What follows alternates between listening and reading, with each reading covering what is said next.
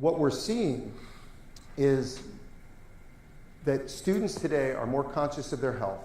They're more conscious of companies that have a social conscience, and they're doing things with them.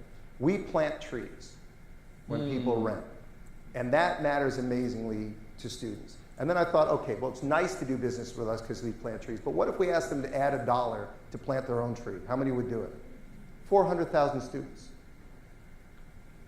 400,000 students added $1 of their own hard-earned money. So, you know, I think as a seller of services, as a hirer of people, we can all evolve and recognize that you can actually do well by doing good, and it's not as hard as people think.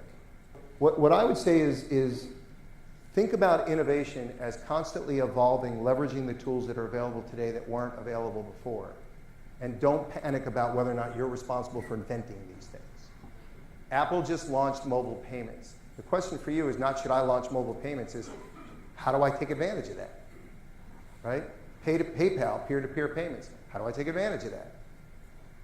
If I own a restaurant and Uber now exists, how do I take advantage of the fact that people don't need to drive to my restaurant? I don't have to worry about parking the way I used to have to worry about parking. I don't have to worry about cutting them off at the bar at the same speed I cut them off at the bar, right? It's how do you leverage what's available as opposed to we think it's our responsibility to invent it. And inventing scares the crap out of people. But using technology to our advantage should be something that we value.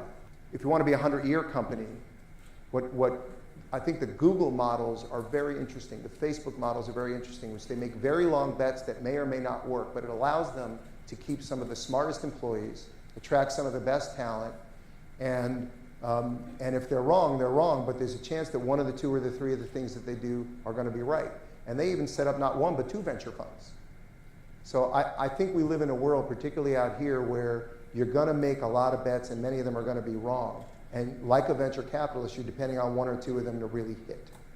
And you know, my experience at Yahoo was certain ones hit really well, and certain didn't. But overall, the results were quite extraordinary because we made some of those bets.